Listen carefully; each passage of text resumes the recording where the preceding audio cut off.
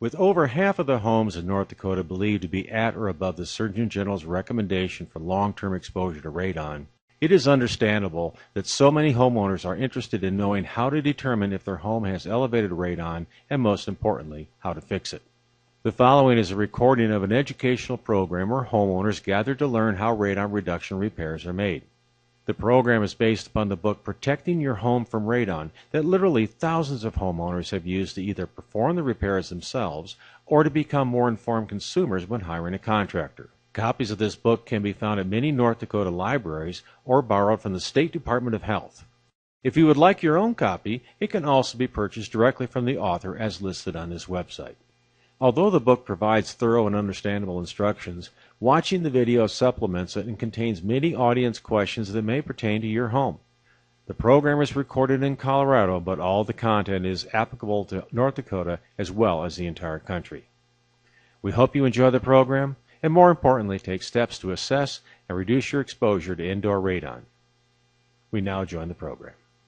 And welcome to Protecting Your Home from Radon, which is a course that literally thousands of people around the U.S. have been able to take advantage of. And it's based upon this book that you can find in a lot of libraries or health departments, environmental health departments. And you can also buy it online if you choose to. As I say, thousands of people have used this book of the techniques that we're going to talk about today for a number of reasons. One is to fix it themselves. And I'm happy to say that the techniques that are utilized by the mitigation industry are so well proven that we can put it in the hands of the do-it-yourselfer. So I'll make one statement right off the bat. Regardless of the radon levels, and some of you shared those with me, all homes can be reduced to less than the EPA's action level of 4 picocuries per liter. Okay? Either by yourself or with a contractor. Another reason for attending this program has been to better understand the techniques that are utilized.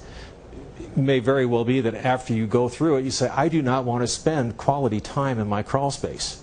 I really don't want to be chopping holes through my concrete slab or running pipes through my tile roof. I want to have a professional.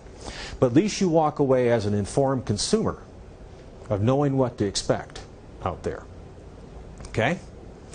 And I'm happy to do this live because, and I want your questions, and please interrupt me at any point in time and ask that question. Because the questions that you have are probably the questions that our virtual viewers will have down the road as well. We happen to be doing this program in Aspen, Colorado. If I had a choice of where I would do it, Aspen's a pretty good place to choose to do it. But everything we're going to talk about today will apply to houses all over the United States. We've done it in Canada, Europe, Japan, so it's a pretty well tried and true technique. Okay? So let's start with, we always have to go through this discussion of what is radon. I mean, some of you probably already know because I know you've tested. But one of the comments I heard from the audience, well, they have mill tailings and so forth. Actually, there are some situations where man-made materials were brought in as fill and so forth that did have uranium that contributed to a radon problem. But the vast majority of radon in homes, schools, office buildings comes from naturally occurring deposits of uranium-238. Not the uranium we make bombs out of, but a different isotope of uranium. And we find it in the Earth's crust. And uranium is unstable, and it breaks down to other elements. And simplistically, one of the elements it breaks down to is radium. And both uranium and radium are solids. They stay in the ground. It's not a concern for us. But as it naturally breaks down to the next element, which is radon, which is a chemically inert gas on the far right-hand side of the periodic table that we all had to memorize in 3rd grade, as a gas, it's free to leave the matrix of the soil and get into the outdoor air. In fact, the vast majority of radon does get into the outdoor air. And we have concentrations typically outdoors of about 0.4 or half a picocurie per liter. That's not a concern. We can't do anything about that. It's when that radon comes into a building that it can concentrate to levels that are of environmental health concern. Okay, so nobody caused the problem. It wasn't your builder. Okay? It isn't because of tight homes, although that can have an effect on the final concentration. It's a function of the uranium content that's underneath your house. In some parts of the country, We happen to be in one where we have granite soils, but there are also some shales that have elevated uranium content and so forth that allows that to come into the home. Okay, so that's the first point. It's a naturally occurring issue. So why does it come into your house? Well, homes, and I'll say this about homes here in Aspen and anywhere else in the country, your beautiful home sucks. Okay? There are vacuums inside of homes because we run exhaust fans that take air out, creates a vacuum in the home that draws in soil gas from underneath the foundation. And if radon is being created under the foundation, it's also brought into the house. Okay? We also have thermal stack effects where it's cold outside and warm inside, and like in the wintertime, we all learned that warm air rises. Well, actually it's being pushed by the cold air outside, moves down through the soil and conveys any soil gas up into the house. So that also is another reason the radon comes in, and also why we typically find higher concentrations in the wintertime than we do in the summertime because of that larger stack effect.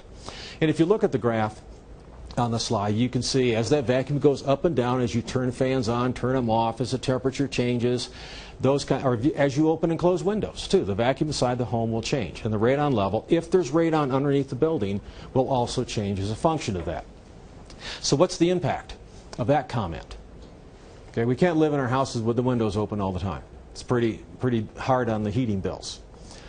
So we have to have a system that's going to combat that.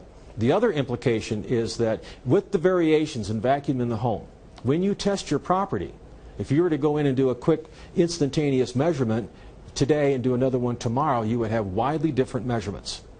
So as you characterize your home, either before you mitigate or after the mitigate, the longer that you can sample for, the better the result, or at least the more confidence in the result that you would have in determining what you're being exposed to. There's a lot of people who say radon is bad, and I could run through a whole list of agencies that have looked at it. In fact, of all cancer-causing agents, it's the one that's been studied the most compared, other than direct use of tobacco products. Surgeon General came out more recently saying that you should not be exposed to radon levels on a long-term basis of more than 4 picocuries per liter. 4 pico, a strange term, isn't it? You know, where did they come up with that? But that's the unit of measurement. And I also emphasize the long term. It's not like if you walk into your house, you had a 6.5, that you're going to, I'm going to have the effect of that. Okay? It's a long-term effect. And the higher the concentrations are in your home, the quicker you should take action. Okay? Another myth I want to bust right now is that sometimes people think radon is a function of the age of their house. And we find radon equal potential in new homes or old homes, leaky homes, homes with basements. We always see the illustrations that people say, well, I don't have a basement, I'm not going to have a problem. Well, if you have a slab on grade or a crawl space house, they equally can have radon concerns. So unless you live in a tree house, okay, or a houseboat, you have a potential of radon levels in your home. The other thing I'll say is some of you have tested, and your neighbors may be asking you, well, what'd you get? With the assumption that what you obtain as a measurement result in your home would be equal into their home. And that's not true. The one house in Pennsylvania that really got this whole thing started had levels around 2,600 picocuries per liter. Next door neighbor's house was less than 4. So where you have a high potential radon, there's extreme variation between one house and the next because it's a function of how it gets into the house, how much vacuums are being applied to your home, how you operate the house. There's a lot of different variables. So everybody should test their home. And in this program, I think everybody's going to get a test kit. And it's not just homes. We also have radon concerns in schools. Many states have programs, including Colorado, that require radon tests to be conducted in schools. I'm seeing more and more apartments where they're testing, and that is the function of either financing, require radon testing, and levels be less than 4. So all buildings, again, unless it's that tree house or houseboat, have the potential. Okay, so that's the quick intro. And in a course like this, I assume that you're not coming to it because you haven't tested, although that may be the case, and that's great. But I want to make sure that you've tested your house properly before you decide to spend time in that crawl space. So we're going to talk about some of the common testing methods that are out there. And I assume you probably got a device like this. This is a very common short-term device. It has a date on it as to when you should use it. This is referred to as a short-term radon test device. Keep it in the package. I'll walk through the procedures in a second. So as you look at the slide, there's a host of short-term devices out there. One is the diffusion barrier bag that's very commonly provided through environmental health departments. Maybe a charcoal canister. Okay. All these are used for short-term device testing, minimum of 2 days. Remember, we want to get that integration period. Okay? And there are other professional devices that maybe a tester may use. We see testing also being done at the time of real estate transactions. Very commonly done. They would use a device like this or even electronic monitor. Okay? So I would assume everybody here used something like this, right? Okay? Well, alternatively, there's another device out there. This is a long-term test device. Remember I said the longer that you can measure for, the more confidence you have in the result. This is referred to as an alpha track detector. It would be deployed for a minimum of 91 days, up to a year. And if you think about seasonal variations in radon, if I were able to accumulate data over a year, I would know what the seasonal variations are. So there may be a situation that you want to use a long-term test to verify you really do have a problem. Okay? So let's go back to the short-term devices. If you use a device like this, the instructions are that you would have closed the house for 12 hours prior to the start of the test. When I say closed house, that means all exterior doors and windows are closed, other than normal entry and exit. Because we want to drive the radon up. Because under those conditions, if it's less than 4 picocuries per liter, you can say with reasonable confidence it's less than 4, on a year-round basis. So that's not how you live in the house. That's the test procedure. And then also during that minimum 2-day period, and you actually can go with these devices up to 3 days, and that's fine. Don't go beyond that. If you go 4 or 5 days, 10 days, you get a bad result. So even though you may hear me say test for long periods of time, guys, we get to follow the instructions. Because they get so loaded up with moisture and radon they can't measure it. Okay? So 2 to 3 days. Keep those exterior doors and windows closed during that 2-day period. Now you can go in and out, even though you may want to use it as an excuse to go on vacation. People have done that, but you don't have to. Okay? If you have a radon system, run it during that time period. And also, if you put a system in, we want you to use the same kind of testing methodology to validate that you actually reduce the levels. All right. So where do you put this device? Well, radon comes into the house through the foundation and then moves up through the interior of the building, with the higher concentrations typically in the lower level, because that's where it enters. It's not because it's heavier than air. That's where it comes in. As it moves up the house, it gets diluted with air that comes in through the side of the building. So if we test in the lowest portion of the house that's suitable for occupancy. Now, if you're a homeowner and you have a basement, whether it's finished or unfinished, that's where you would put it. You could also put a second one on the upper level if you wanted to. Upper level concentrations are typically about half of what we find in that lower level. If it's a real estate transaction, they will definitely put it in that lower level, even if it's unfinished. Okay? So you get to choose as a homeowner. If you don't spend any time in your basement, then test on the first floor.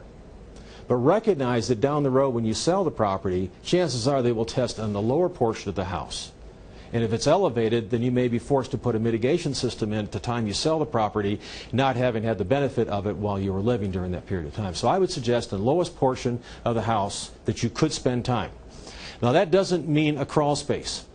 Sometimes people get overzealous and want to put it in a crawl space. Unless you stand about 3 foot tall, carry a pick on your shoulder and sing hi ho, you don't spend a lot of time in the crawl space. Okay? Now, picking that level of the home, once you've done that, you can choose any room within that level of the home. And it should be a room that you would probably spend the most amount of time in. It could be a bedroom, maybe a family room, or a sewing room, something like that would be good. Don't put it in a furnace room. There's some weird things that happen in furnace rooms. Don't put it in a closet and close the closet and think that's closed closet conditions. I don't care what you do about interior partition doors. It's the exterior doors I want to have closed. Okay? So pick one room that you spend time in. And we don't test garages, although I know, guys, sometimes we spend more time out there than what we want to, whether we want to or not. We want to test inside of the building. Secondly, do not put it in a room with a lot of moisture, like a bathroom. They actually can interfere with the measurement on this thing. So not a bathroom, not a kitchen, unless, of course, you're not using any water down there, and that would be fine. So did everybody do it right? Yeah? Yeah? No. What'd you do wrong? Well, I had it done by a contractor, and it was put in storage. All right, so okay, so you had somebody come in, place a device in a storage room and whatnot, and what were the radon levels? 9. Well, it's probably still elevated in the house, but I would recommend getting one of the test devices here and put it in a proper location. Another thing I want to say is that if you have air that blows upon them, these hang from the ceiling, okay? If you have a ceiling fan that blows air on it, you'll get a higher level than what's actually in the room. They over-respond. So keep them away from drafts. That would be if you could feel air in the back of your hand, then you want to move it away, okay? So hang it from the ceiling about 2 or 3 feet down. Don't put it on the floor. Right about breathing level is a good location. And it keeps away from the cats playing with it too. So as far as the placement of the room, we want to be at least 3 foot away from an exterior opening of the building. Yeah, question? So can you place it on a bed downstairs? Would that be okay? Okay, if you're using a device like this, they are designed, in fact, we got a pair of scissors here, I can open up one. Actually, we recommend with test kits that we have that, Okay. that we put it at a breathing level and bedside table.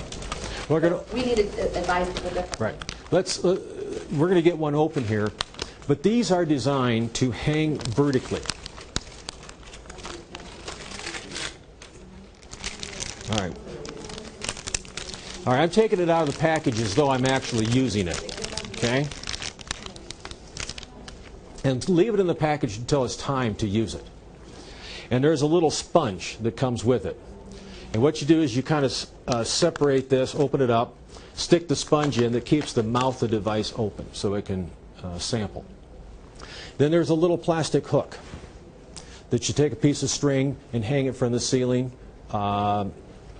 Again, away from outside walls, away from drafts, those kinds of things. Now, if you lay it horizontally like this, there's charcoal in here that absorbs the radon. And the configuration of that charcoal is different than what it was calibrated for, being vertical. So it does make a difference on it. So it should be vertical. Yeah?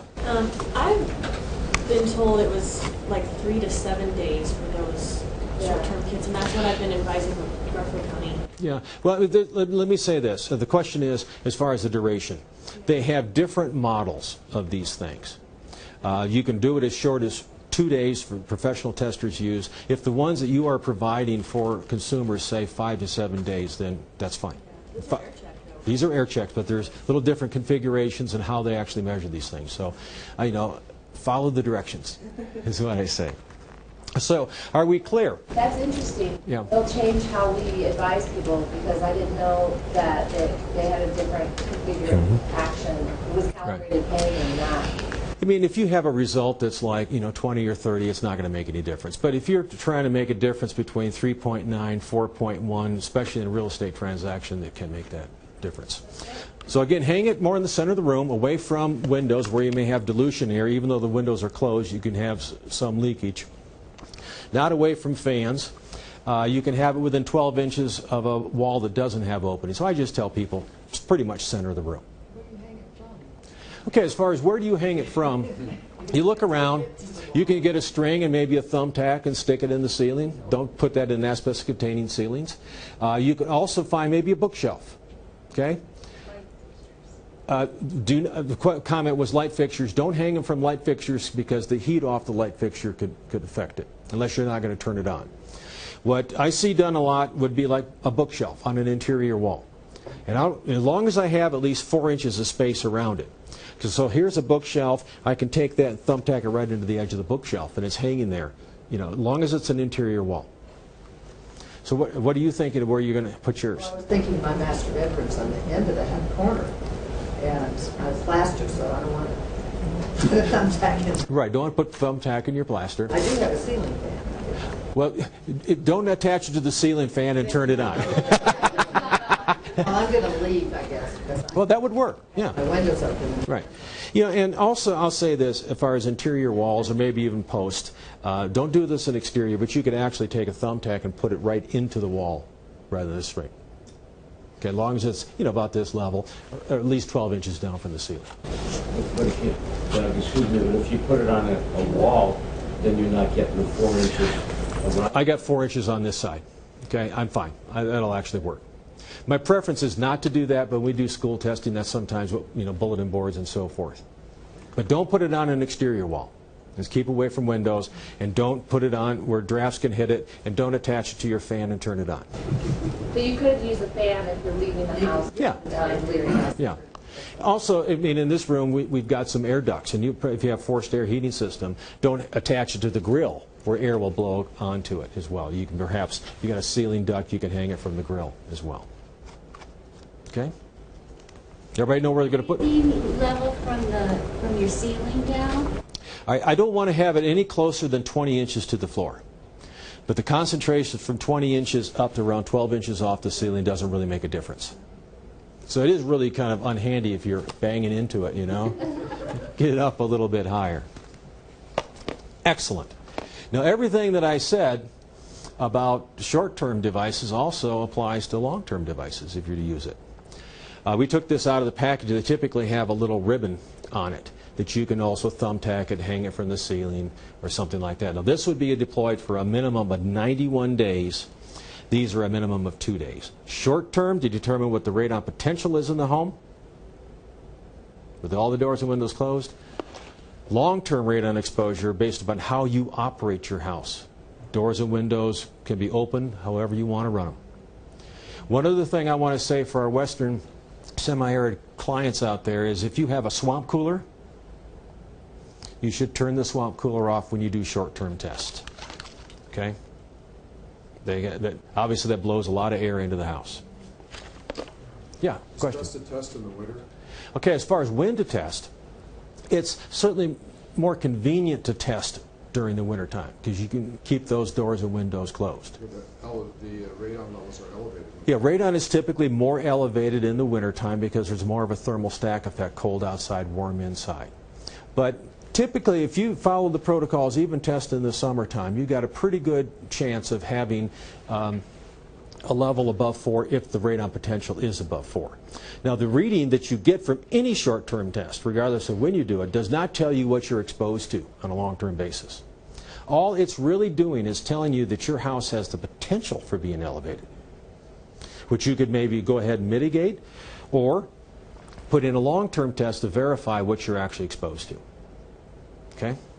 And Doug, and I just say, you can, through our website, you can go to the state health department and get a coupon for our long-term test kit. Right. You can go to askandpicking.com, and it'll have a link to the state website and there's a link to the coupons for short-term or long-term. We have free short-terms, but if you want to do the long-term, you can get it at a discounted rate through the state health department. Good. Yeah, there's a lot of websites, the states. 25, 30 bucks. Yeah. That'll allow that. American Lung Association provides those things, but you're right, they're about $20 to $25, and that includes analysis of the devices. Yes, sir.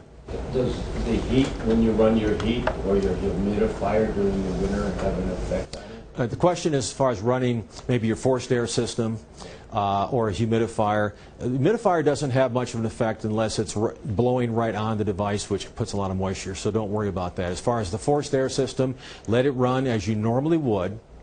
Okay, just don't put it right directly in front of the supply grill. I mean, there is a little bit of difference. Sometimes you get more evenly distribution of the radon when the blower is running, but it's not a huge effect. Okay, so heat and cool your house as you normally would when you test your home.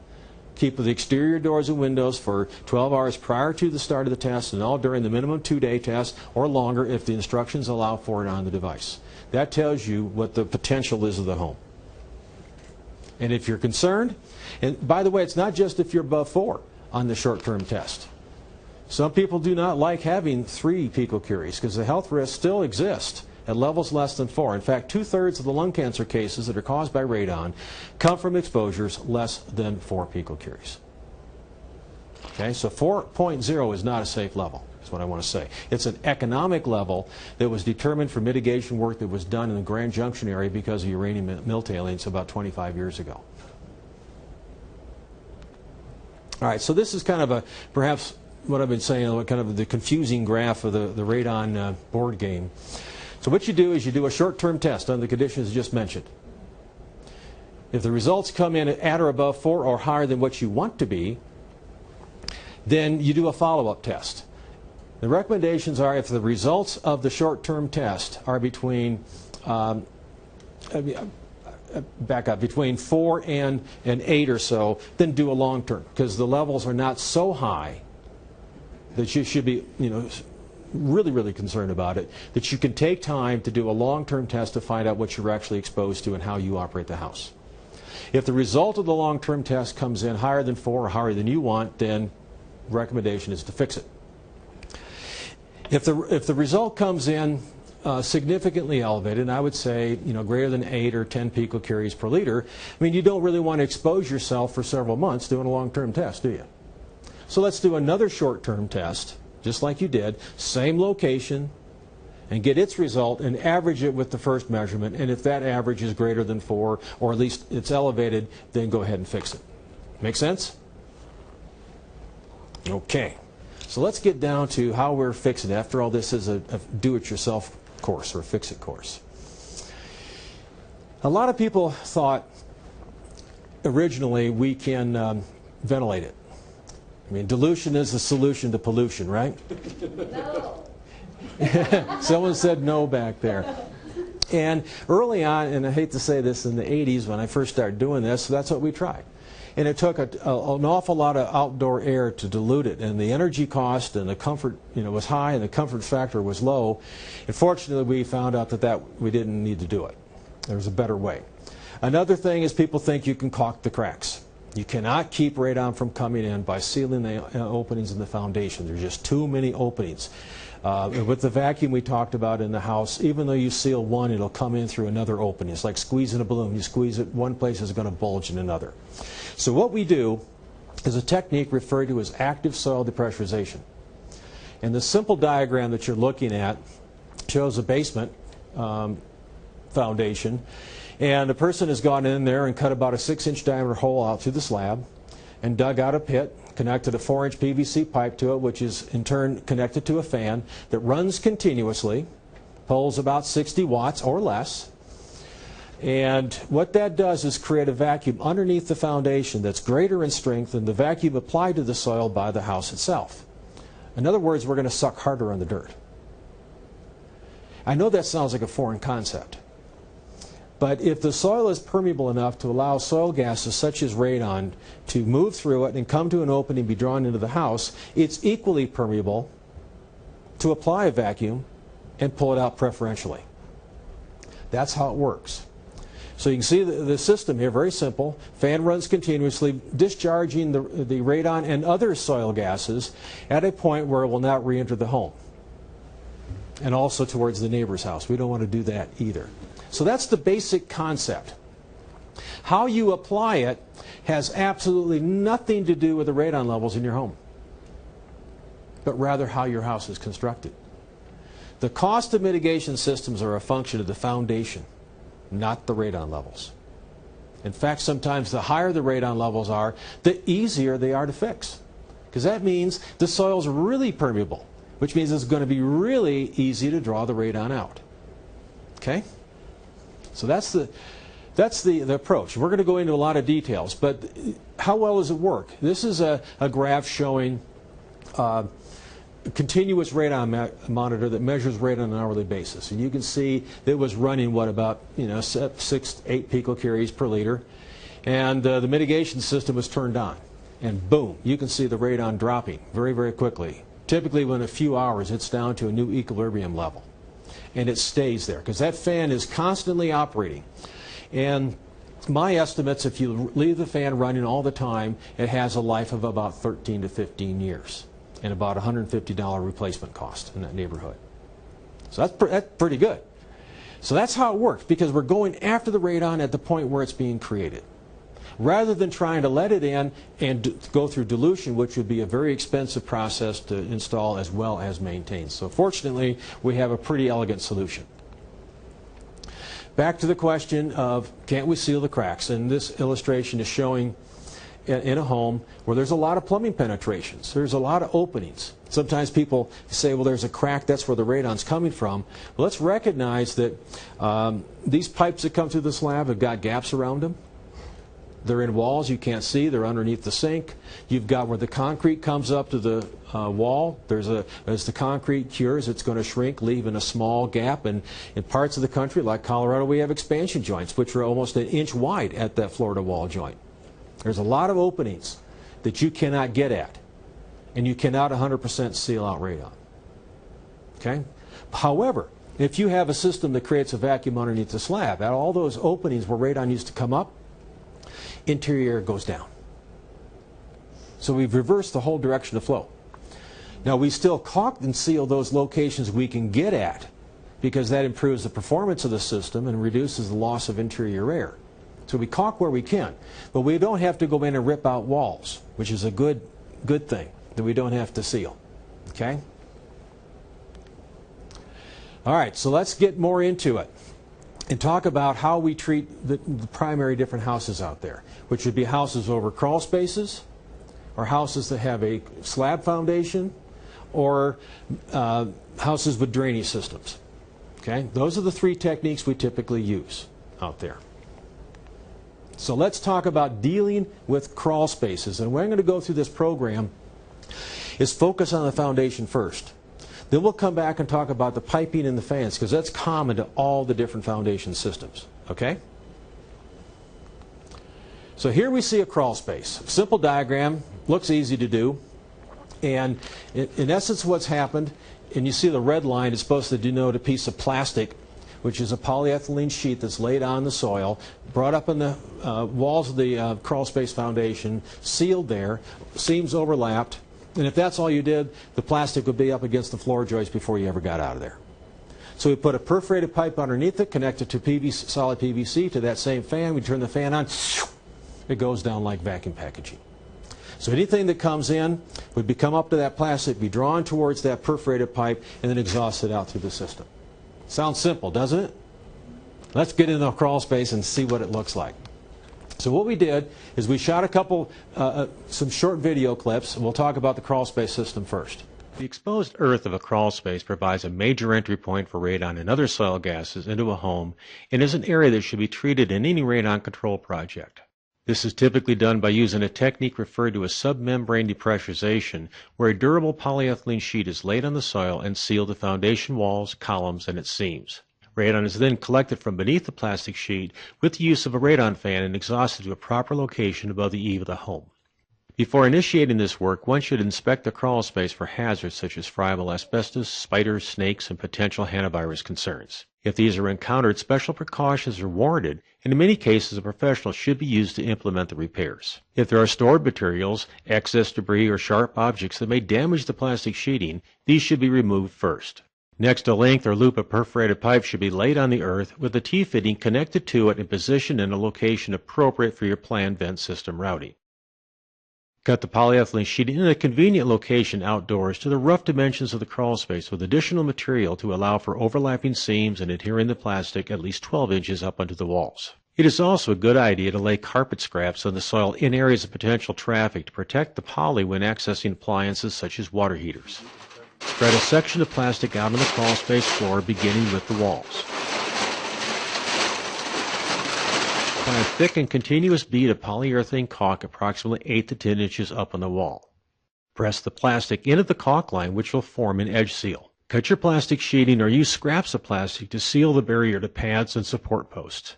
If there are appliances such as furnaces in the crawl space, you can seal the plastic to the pad beneath it, or if there is no pad, you can temporarily suspend the appliance with metal strapping, remove the blocks, slide the poly beneath the appliance, and then replace the support blocks. Be sure to also seal around pipes that come up from the soil, such as water or sewer lines, being sure to allow for access to any cleanouts. After all penetration seals are made, overlap seams and seal them by applying a continuous bead of caulk and overlapping the seam edges. To complete the foundation portion of this system, connect your solid PVC Schedule 40 piping to the riser and route it to your planned vent system. After the system is complete and the fan is turned on, you will see the plastic drawn down towards the soil, which is evidence of how well the system is working. If you hear leaks or identify them with a smoke bottle, apply additional caulk to seal them. Look like fun? Well, in that particular movie, that crawl space, it was a pretty tall crawl space. In order to get the cameras in, we were kind of selective in the one we chose.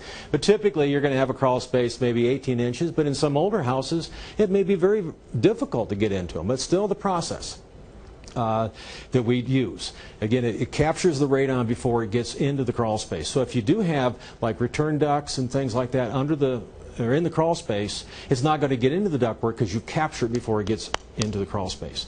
And I'll tell you something else that we've learned with these systems, that if you had a crawl space that had some moisture with it, I mean, it really dries out the crawl space. And the poly that we use, it's typically a white high density 3 mil or 4 mil poly. You can get it in designer white or designer black.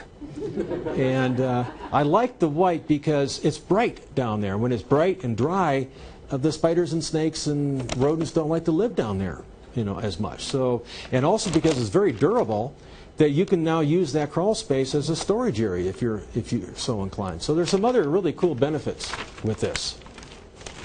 All right, let's talk about a few details. Again, a length of perforated pipe. It could be just the length of the crawl space. You don't need to do a full loop, but I recommend at least a 10-foot length of perforated corrugated pipe. And then you lay the plastic down over the top of it. At some point, you're going to have a riser come up. Now, underneath the plastic's all perforated. Everything above the plastic should be solid PVC. Okay? Because we don't want to pull air out from above the plastic. As far as how much plastic you're going to need, I suggest that people measure the crawl space from outside the house. You don't need to get down in there and measure to the 1/8 of an inch. Just rough dimensions on the outside will tell you how much plastic you need to have. And as you plan it, recognize that you're going to want to overlap your seams by about 12 inches and also go up on the wall by 12 inches. So give yourself some extra plastic. And if there are depressions in the crawl space, when you turn that vacuum on, it's going to go down and kind of conform to the topography of your crawl space. So you also want to have a little bit extra so it does go down into those depressions. So here's an example of a 14 by 18 foot crawl space, and oftentimes you'll see pads that are on a particular line. If you have to have a seam, that's a good place to plan a seam along those pad lines so you can bring them up to the pads and then seal over the top of the pads. So if you remember our dimensions 14 by 18, and there's a block out there 4 foot by 6 foot, then I'm going to want to have a couple sheets of plastic, and this diagram, I have 8.5 on a side, each one, so 8.5 and 8.5 is what? 170. Is 17 feet, right? So if I go backwards, I had 14 foot on that dimension. So what I did was add an additional foot for each side going up the wall and 1 for the overlap. And the same thing on the cutout, which is 4 by 6, reduce that so I have extra plastic by a foot so I can go up on the walls. Pretty straightforward stuff. As far as sealing the plastic, let me grab this. The kind of caulk we talked about is polyurethane. Polyurethane works very well for sealing to concrete. It's also, it's forever, and it's forever on your clothing when you get it on you as well. Don't use silicone, don't use liquid nails. It's too brittle, it just doesn't stand up. It's polyurethane.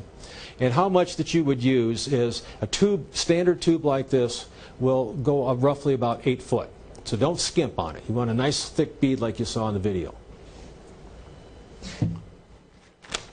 So figure what the dimension is, come up with the tubes of caulk. Now the plastic itself is very, very durable. You can and it's noisy. You heard in the video the noise. I turned that down when we edited it, but it's almost like wear earplugs when this stuff is going on down there. But it's really tough. You can't put your fingers through it. Okay? And you can perhaps find it at some of the building supply stores, but there are radon suppliers, or like Professional Discount Supply, that will work with homeowners. So I will pass this around. You can play with it. So you need caulk, you need plastic. You might also have a crawl space that has more than one section, where you've got a bearing wall, or maybe the house has been added onto multiple times. You're going to have to treat each one of those cells independently.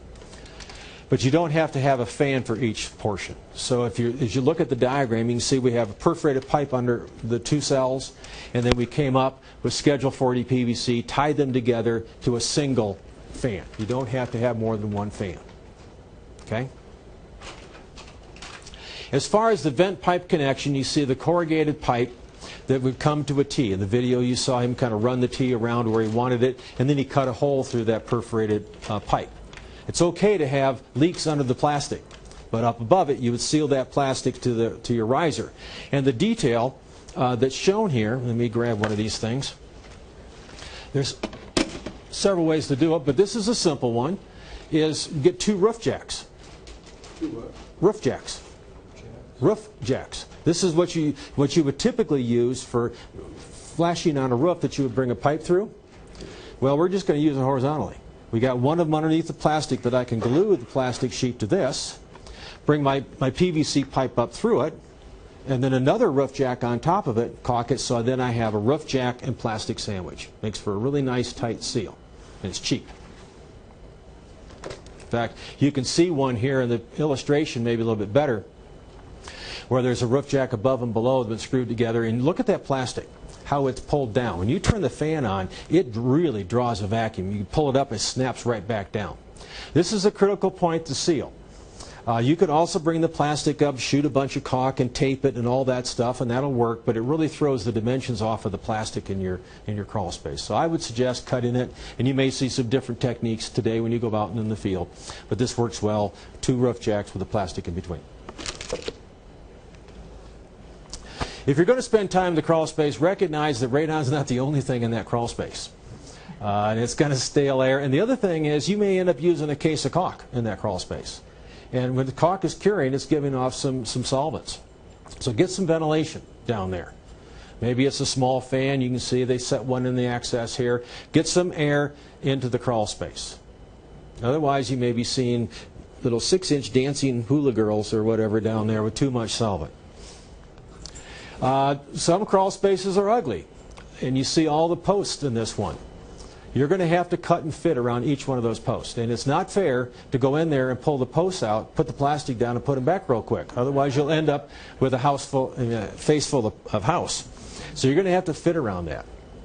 And there may also be other concerns. Like we mentioned in the video, evidence of mice, could be hantavirus concerns. If it's an older house with asbestos, that's a place where you may want to back out and not do it. Okay? So here's a happy homeowner. Notice he's happy now. He's got his knee pads on. He's got some coveralls that keep the dirt out and whatever. Gloves are a good thing because you're going on your hands and knees. You're going to find some sharp objects, and those gloves and knee pads really help out your head. So when you put your hand on that nail, you don't rear back and whack your head in the joist. Start with the walls. Brush them with a wire brush. That's really all you need to do. Get the loose dirt off. If there's draped insulation, pull it back. So here you see him brushing it off. And then apply that bead of caulk, starting at the edges. Push it in, smooth it in. Nice wide bead of caulk. Puts it up there. And another reason I like the white plastic you're looking at is you can see the line of caulk behind the plastic. If you see where you missed it, just pull it back and shoot some more in. No big deal. And once you turn the system on, if you got a little bit of air leakage, you can also pull that edge back and just shoot some more caulk in. It's not a bad idea as you're working down there because you're going to be kind of pulling plastic around after you've attached it to the wall because the caulk hasn't cured yet, to take a brick, rock, or a small child and weight down that plastic so it doesn't move. And if you got a lot of excess plastic above your caulk seam, you may want to tape it in place, otherwise it kind of falls down and pulls the caulk away. So the tape is only there just to hold it in place until the caulk cures. If you got pads, you can bring your plastic up to it, slice it, caulk on top of the pad, put it down, or you can take scraps of plastic and make a collar out of it. So you bring your wide plastic up to it, and then take this scrap, cut it out for the pad, slit it, put it around the pad or the plumbing penetration, and then caulk that collar to the main portion of your sheet of plastic. Okay, fitting in the corners, just fold it like a reverse Christmas package, shoot caulk in there, smash it in. We're not building a piano here. No one's going to go down what it looks like. The key is that it seals well. And then bring everything together in your seams. Run a continuous bead of caulk on the lower portion of it, same amount of caulk as we saw going on the walls, and just smooth that in. It's also a good idea to put duct tape on that free edge to kind of hold it in place till it cures, but also as you're rolling around in the crawl space, you don't want to lift up that free edge and roll through that caulk, and get it all over yourself. So there's another reason to do it. And again, once the system is on, go back with a smoke bottle or incense stick if you want. I prefer sandalwood, and where you see smoke going down, you say, oh, there's a place I need to caulk. And actually, you go in and you can hear the leaks, and that's where you want to go and seal it up.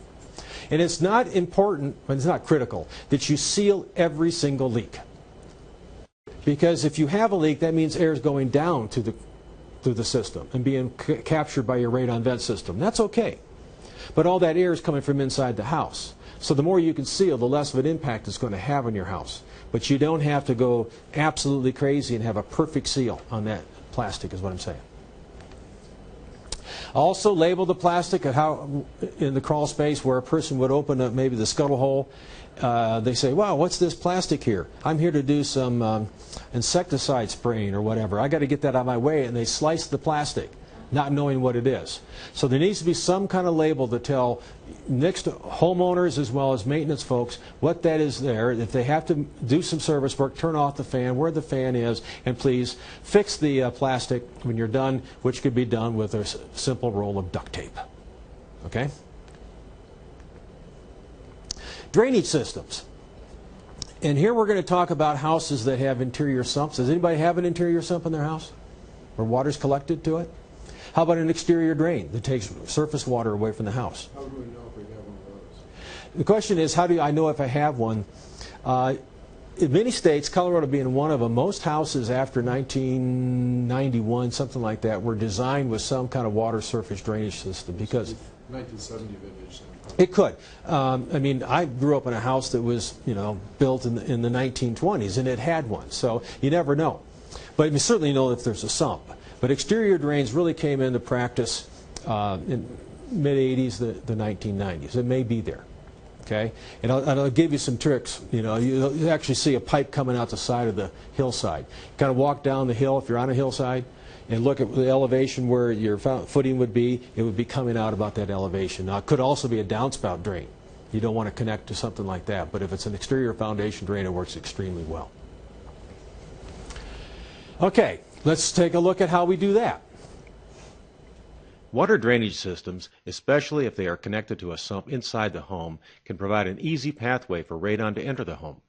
However, if you put a sealed lid on the sump and connect your radon venting system to it, you can very effectively reduce radon in your home. Connecting a radon system to a sump is very easy. There are several commercially available lids that will bolt and seal to the floor, and they also have penetrations for the plumbing from your sump pump as well as for the radon vent pipe. You could also make your own sump lid out of clear plastic such as Lexan, so you can easily look into the sump. If you make your own, you will need to acquire rubber grommets to seal around the pipe penetrations. Regardless of what sump cover you use, it is important to be sure that it seals well to the floor and that you do not do anything that would impede the system from collecting and pumping water away from your foundation. After your sump cover is in place, you can easily connect your radon vent pipe to it and route it to your planned fan location. If you do not have an interior sump, but rather have an exterior drain located along the footing of your foundation, you can also connect a radon system to it.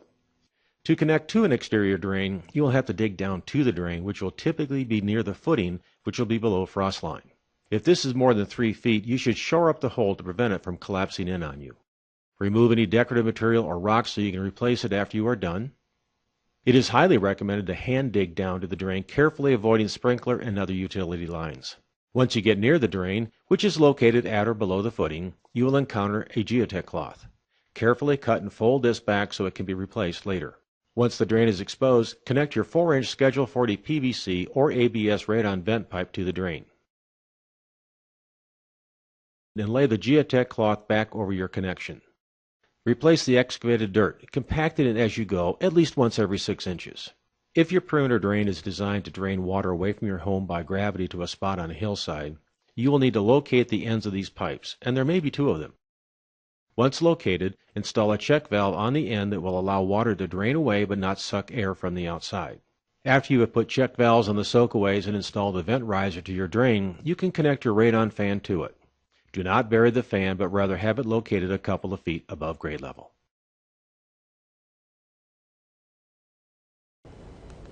Okay, so that's the basic approach. Looks pretty simple. Well, maybe digging down 8 foot to an exterior drain may be a little bit tough, but it works very, very well. So the concept here is the drainage systems, especially if there's an interior sump, is a great pathway for radon to come in because it's connected to the subgrade with perforated pipe. And there's no lid on there. It comes right into the house. Now, just putting a lid on alone will not deal with it. We have to create the vacuum on the sump.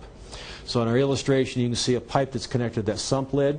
Alternatively, you could just put the sump lid and connect it to the drain pipe. Either way, it makes more sense to you. So if you got a sump, you need to look inside of it, which is always great. If you see one pipe that's coming in, chances are there is an exterior perimeter drain around the outside of the foundation with one pipe coming into the interior sump. So there, you can either pull your vacuum on the sump or a lid and pull the vacuum on the exterior drain if you want to dig down. The advantage of having the piping outside is everything is outside. There's nothing taking up interior space. If you see 2 pipes coming in, what that probably means is there's a foundation drain inside of the footing. So there's a loop of perforated pipe that goes to that sump. So you can't tie to anything outside. You would tie either the lid or put the lid on, core a hole down through the slab and try to find that pipe. If you've got a sump that has no pipes coming into it, it's just holes in there. Well, there's no exterior drain or interior drain, but you can still apply the vacuum. You remember the illustration I showed before where they dig out just a little bit of dirt, you don't connect to it? Well, someone's already dug the dirt out for you. Connect to that drain, put a lid on it. Or if it's a really rough cut one, make your own lid and again pull a vacuum on that hole. Sumps work extremely well. If you have a sump pump, which I would assume that you do, if you have a pedestal style pump where the motor and the float mechanism is above the slab level, you should change that out to a submersible because you're going to have to put a lid on top of it. You don't want to interfere with the operation of that sump, so change it out to a submersible type. Because we do have equipment down in there that's going to have to be serviced, the sump should be, or the lid should be removable. So don't caulk it down with polyurethane where you can't get that up when the sump pump's no longer working and you got 6 inches of water in the basement.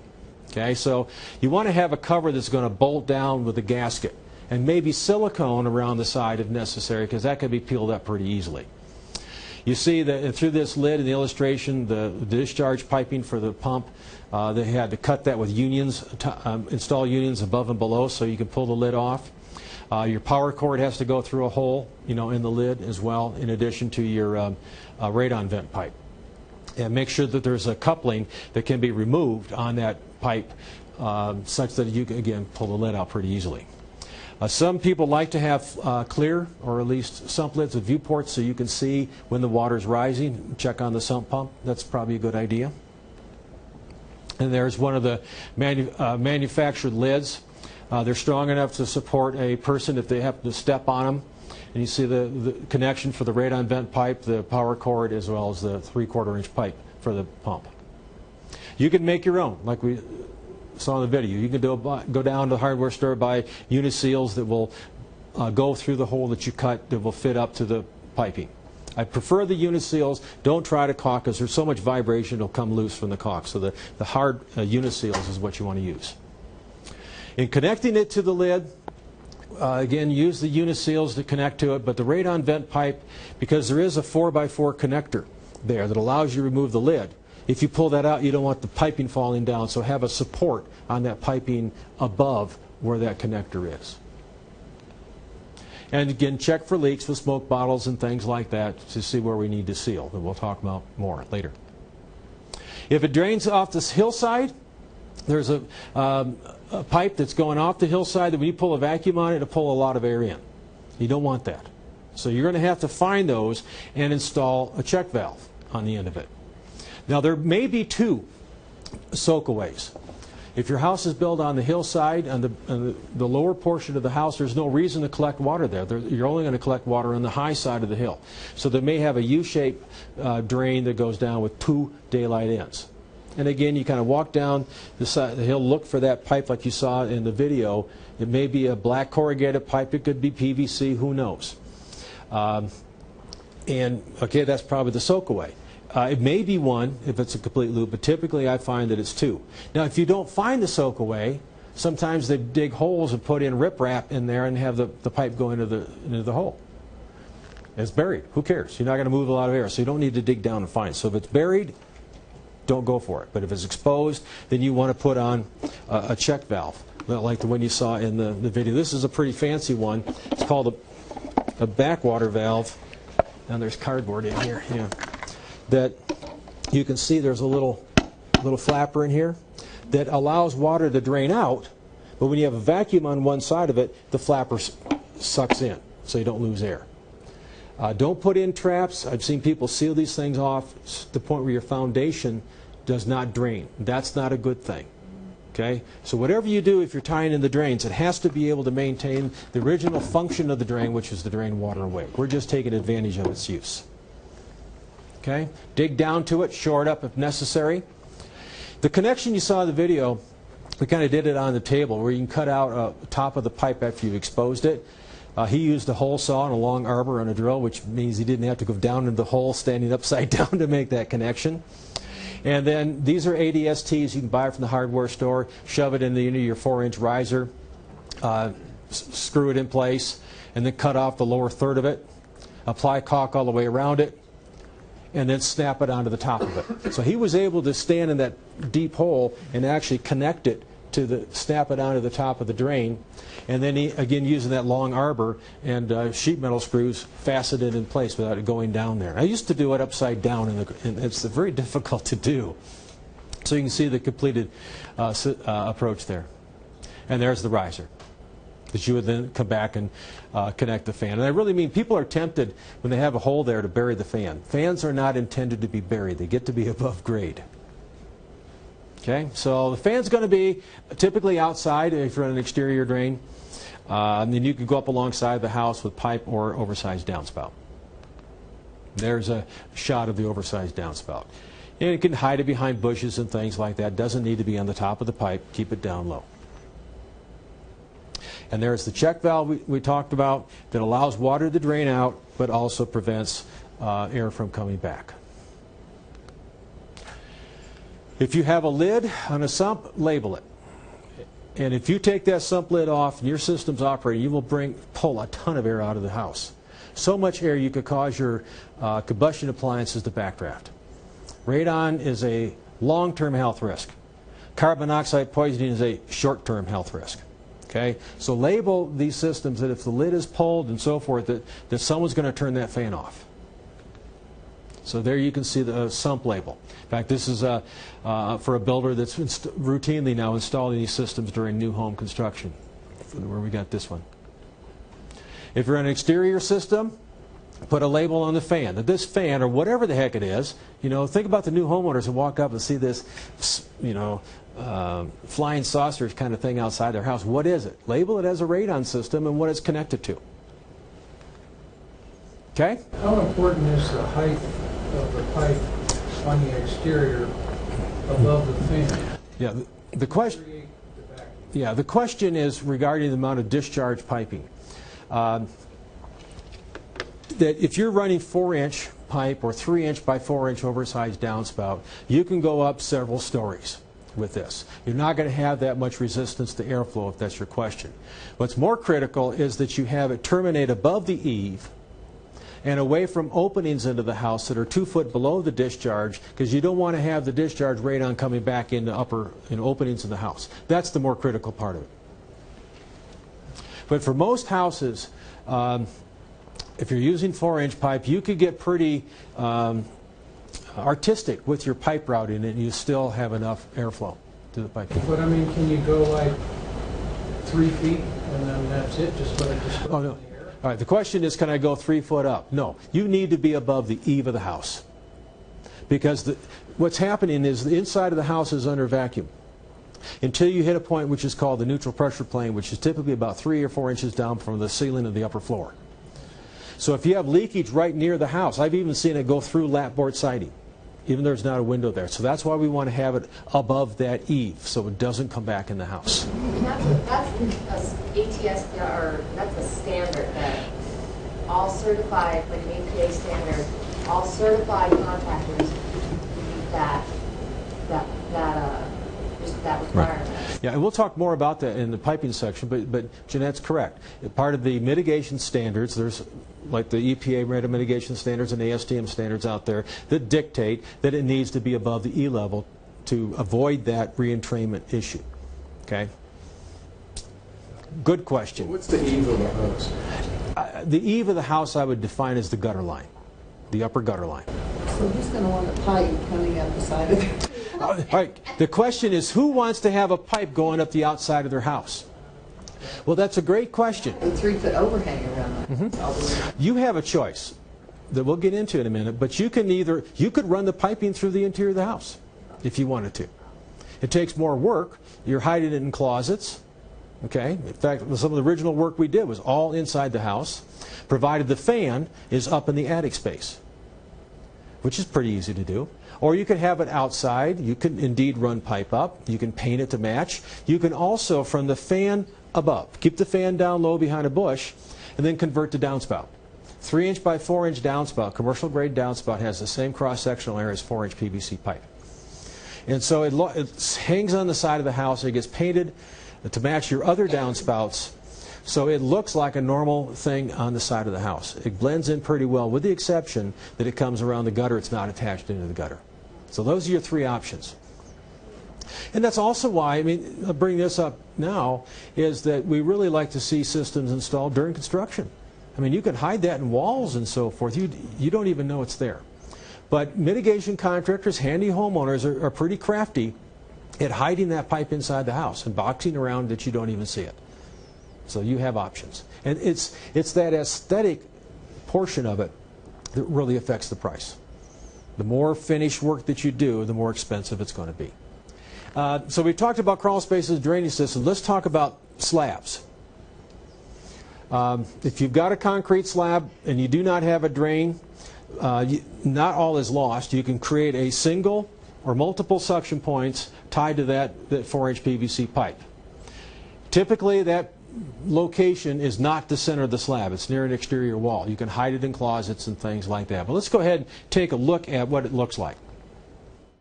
Radon and other soil gases can also be removed from beneath the slab foundation when a vacuum is applied to a suction pit created beneath the slab.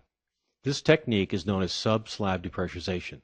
The suction pit is typically installed at a location on the slab that is near an outside wall to take advantage of soil settling that typically occurs near footings. It is also a location that typically does not interfere with interior space. In fact, a location in the center of the slab is often the least effective location. For most homes, only one suction point is necessary. However, in some homes where there are obstructions to lateral sub-slab airflow, like intermediate footings for load-bearing walls, or when home additions are separated by foundations, it may be necessary to have more than one suction point, which will be located on opposite sides of the obstruction, all of which can typically be connected to the same radon fan. Multiple suction points may also be needed if there are more than one slab level. Again, if routing allows, these can be tied together and connected to a single fan. The creation of the suction pit is very straightforward, with the floor-to-pipe connection often being accomplished with a 6x4-inch PVC reducing bushing that fits into a 6-inch slab hole and reduces down to 4-inch to accommodate the vent system. To install the fitting, draw an outline on the floor at a point to avoid contacting a spread footing under the slab. Drill the slab along the outline using a hammer drill. A core rig can also be used if you are comfortable with this type of machinery. After your holes are drilled, chisel out the plug and clean up the edges so your reducing bushing will fit into the hole. It is very important that you dig out a pit beneath your hole, removing at least 10 gallons of soil. Also, the tighter the soil is, the more dirt you should dig out. Install the bushing by applying caulk to it and twist it into the hole. Apply additional caulk between the edge of the fitting and the floor to assure a good seal. After the suction point is complete, simply glue your vent riser to it and route it to your fan. Looks like fun, doesn't it? An adventure. So you see the basic concept here, in this simple illustration, is to create a hole through the concrete slab and a pit.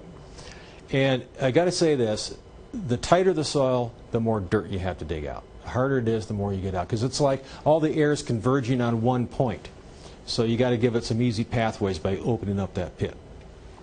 Typically the best locations are the exterior walls, because there's been a little bit of settling at that point. Okay, so that's kind of good, because you can find maybe a furnace room or a storage room, kind of an ugly room to core through the concrete slab, where I would do it. So here we have the hole that's on the exterior wall. If you've got here in Colorado, where you've got a reasonable depth of 3 to 4 foot down to the footing, that's a great location. If you're in some areas where you don't have frost, like Arizona, we've run into this, where the footings are, I mean, really at grade level. So if you go near an exterior footing there, you'd be just pulling in so much outdoor air that would defeat the system. There you would go to a center location. Okay, so for most part, in northern latitudes, we go to an outside wall. As you think about where you want to put it, aesthetics certainly plays a large part of it. Yes, for sure. Also, we want to try to locate it at a location where it's not near a major slab opening. A major slab opening could be an area that's open in the slab underneath the tub.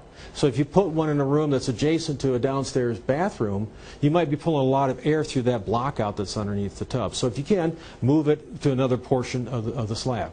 Or if you can get into that underneath the tub, to be able to seal or foam the area beneath the tub. Just one little consideration.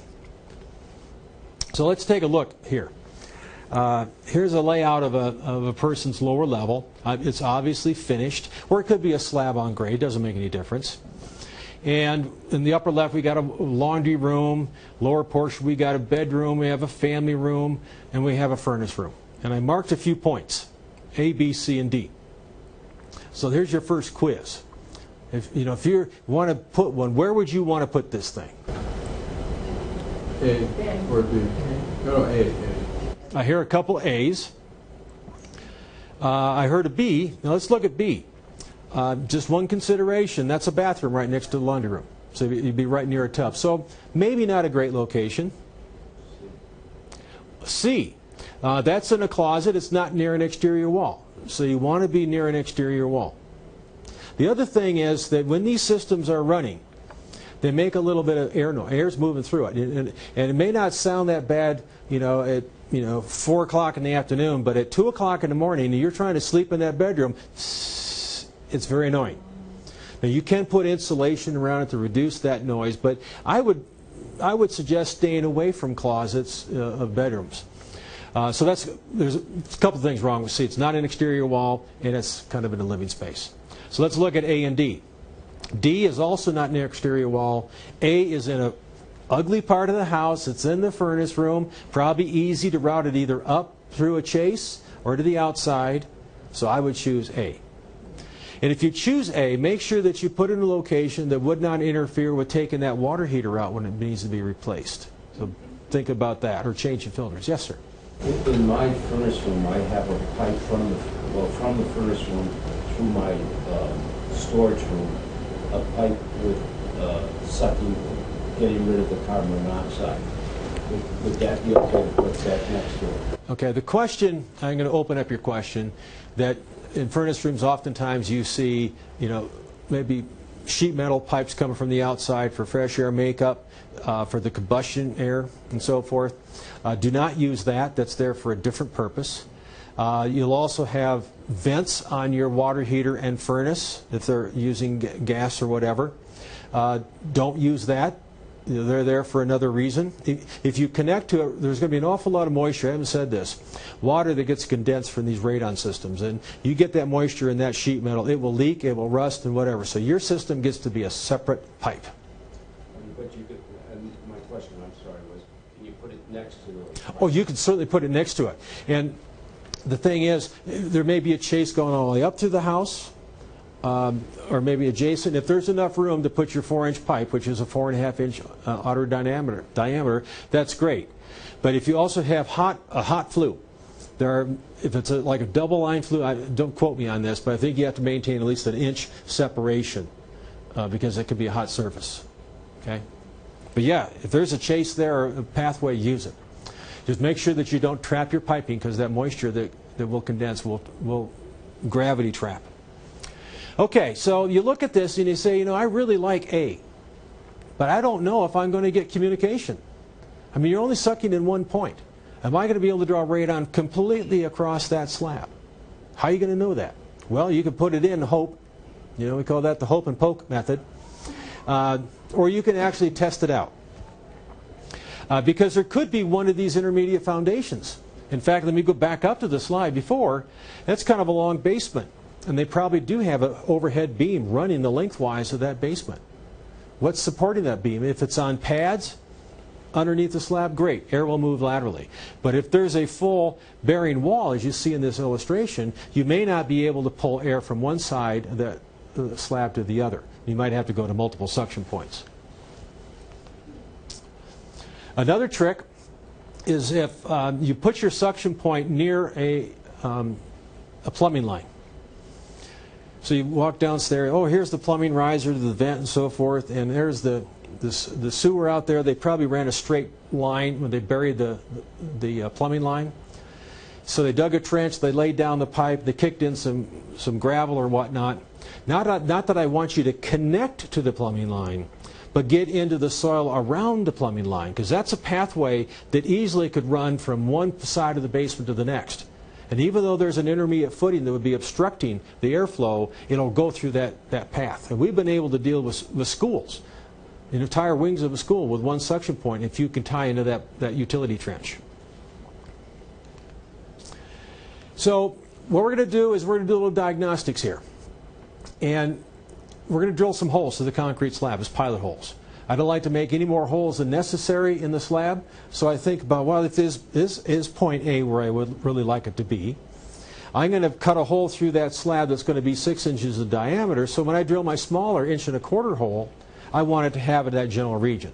So I'll pick a spot roughly 6 inches off the wall to drill an 1.25-inch hole with a hammer drill. Why am I going to do that? Take a look at the illustration here. So I go to my preferred suction point, point A that we picked out, drill an 1.25-inch hole through the slab. Then I'm going to connect a shop vac to it. And with another length of hose, discharge it outside. And then I'm going to go to maybe the far side of the slab and drill a small 3/8-inch hole. So get a hammer drill that has an 1.25-inch bit, and a 3/8-inch bit, and drill a hole in the far side. And then with your significant other or whoever, one's man in the shop vac and you got a smoke bottle or an incense stick and you're kind of smoking a little at the hole, and then you say turn it on, and the smoke reverses. It happens almost that fast. And you say score. I have vacuum. If I apply my system over there to the far side of the slab, it's going to work. If it doesn't work, well, go ahead and drill a couple other holes. You may be able to identify where there is a wall there, and you may need to plan for a second suction point. Remember I said plan for, because when you put in the actual systems, they typically work better than vacuum cleaners. So you may be limited in how on your vacuum cleaner that it really does work. So I would say put in the system with the idea that if I had to add a second system to the same piping, I could do that. Always plan ahead. Now, a mitigation contractor will typically say, I need to have 2 suction points. They'll come in there and do both of them all at the same time. Let me say it slower. A mitigation contractor will probably come in and say, I really think we need to have 2 of them in that case, based upon their assessment, visual assessment of the property, and they'll go ahead and put the second one in because it's more expensive for them to come back out for a second trip to do it. Or if it's a time pressure of real estate transaction, they'll go ahead and just put in 2. But as a homeowner, you have the time to do the single point and test the property, and if it's still elevated, then put the second one in, like I think you were explaining to me before we got started. So that's the diagnostics. And mitigation contractors don't often do that unless they're into a complex building. Okay? then we'll go ahead and do the diagnostics. So you want to see, when you turn your vacuum, some smoke going down the hole. You want to see if it goes down only when your vacuum cleaner on, that there's not something else going on into the house. So that's sort of like a country music song. You want to see smoke going down the hole. That's what we'd like to see. So that's the diagnostics. Going to make a little diagram. In the book, we talk about a lot of different ways of doing this and determining where you want to put it. But typically, you'll gravitate to that furnace room, an ugly room, because the aesthetics really does point it out, play a large part. Again, multiple slabs. Oftentimes, a single point connected to the basement slab will work.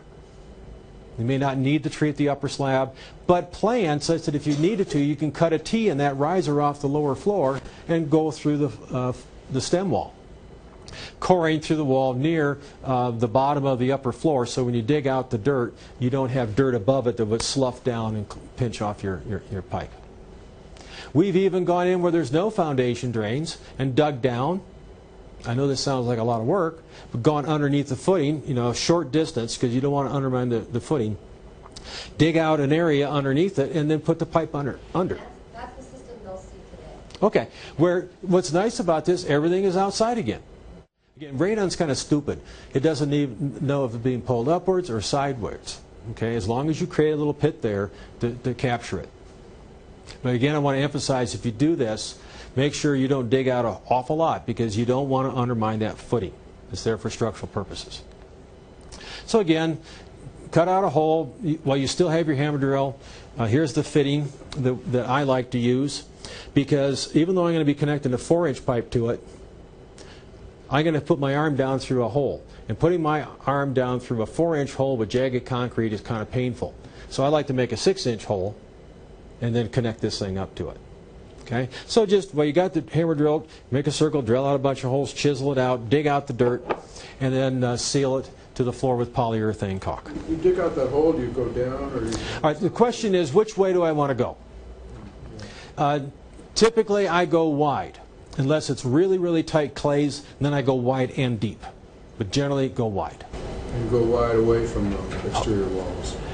Yeah, and also if you're near a plumbing line, remember I said as a trick, get near a plumbing line, dig over to that plumbing line until you can tickle that pipe, because now you're communicating with that gravel bed underneath the pipe. How do you find out? The question is, how do I find out if I have a buried plumbing line? Yeah. Well, sometimes you can determine it visually, and kind of guess where the sewer line is and where the riser is. You'll see floor drains, so you can guess where it is. And I don't know, maybe I should make a video of this. People don't believe me, but I take 2 coat hangers and cut them and turn them and witch for it. I mean, literally, you can. And you can find where those lines are and trace them out under. Like a divining rod, but they're like 2 pieces of... take a coat hanger, cut a length about that, turn it at a 90-degree angle, bend it, get 2 of them, hang them, hold them in your hands loosely, and as you walk along, the 2 will converge together when you're over the top of the plumbing line. You're making this up. That'll be another class. No, I'm not. No, I'm not. I'm serious. It works. What supposedly is? I don't understand that. Well, that's another. That's going to be Physics 201. I know there's some people who don't believe in it, but I've done it tons of time of locating. In fact, a gentleman back here is supporting me that he's done it. It works. It works. Good. That's before or after the medicinal marijuana? Well, yeah. Everybody's body has a little different chemistry. Some wires go out if you've been drinking an awful lot. No, I'm making that one up. So that's one of the ways you can find it. But a lot of it's, just this is probably where they did it. Okay. Another tool is a rubber mallet that you kind of thump around on the slab, listening to hollow spots. Where it's less compacted, you can also maybe hear where it is. The slab is carpeted. I guess you have to pull the carpet out. No, you can still hear it, thumping through carpet or tile. Okay. Okay, so dig it out after you've found your location, done your diagnostics, put your thimble in, and then go ahead and put some tape over this to keep from people throwing things in. Then go out and buy the piping that you need for the vent system. Because now you know where it is that you're going to have to route it from. And here's a routing we see. They decided to run this up to the interior of the house. That's what I was talking about as far as maybe putting it in closets and whatnot that you can hide it and paint it. Takes a little bit more planning, especially if you go through that linen closet that has about 12,000 shelves. Also label the system so person knows in the future that that pipe that's coming up is a radon system and not a sewer line. I've had the situation where people say, oh, let's put a bathroom here. Oh, there's the sewer line. Let's go ahead and tie the toilet into it. And that has happened. So that's why we want to label these things as well. So, common to all of these, whether it be crawl space, drainage systems, or subslab, we are going to have a pipe and we're going to have a fan. And if you're slide cutting and clever, even if you have multiple suction points and how you route the piping, you can get by with one fan. The radon vent system is common to all active soil depressurization approaches and consists of a specially designed fan that runs continuously. When it is connected to the subgrade via a simple system of PVC or ABS pipe, radon-laden soil gas will be drawn from the soil and exhausted to a safe location above the home. The system can either be routed through the interior of the home or up alongside of the home, provided the discharge is above the eave of the house and well away from building openings such that the discharge gases will not re-enter the structure. There should be positive drainage back to the subgrade so condensed moisture does not accumulate and disable the system. The fan and any portions of the discharge piping should not be routed through conditioned space of the home or under-occupied space. Consequently, fans can be located in the attic, garage, or outdoors. They should not be located inside the home, in a crawl space, or in garages with living spaces above them. The fan should be connected to the radon vent pipe with flexible connectors both above and below the fan. It is also very important that the fan be installed vertically to prevent accumulation of water in the housing. As far as the piping, it can be either Schedule 40 PVC or ABS plastic. Sheet metal or flex duct should not be used. All fittings should be primed and glued and the pipe well supported. For aesthetic purposes, commercial-grade downspout can also be used for portions of the system that are outdoors, but do not use downspout indoors. Regardless of the type of piping used, the discharge should be routed up to a point above the eave and at least 10 feet away from any building opening that is less than 2 feet below the discharge. It is also recommended that a screen with openings no smaller than a half-inch be used to prevent birds and squirrels from entering down the discharge. Also, if you decide to route the pipe up through the interior of the home, you will need to flash around the pipe to avoid roof leakage. Also, if you run the pipe through a firewall or fire ceiling, it is important that a fire collar be placed around the pipe to maintain the fire rating of the wall. Although you will test your home to verify the success of your system, you should also install a performance indicator that can tell you in the future if the system should fail. This could be a simple manometer that measures maintained vacuum in the system, or if you use a low-voltage fan system, it will be a meter that easily indicates if the system should fail, which is very rare. As a finishing touch, you should also label the system at all points it can be seen.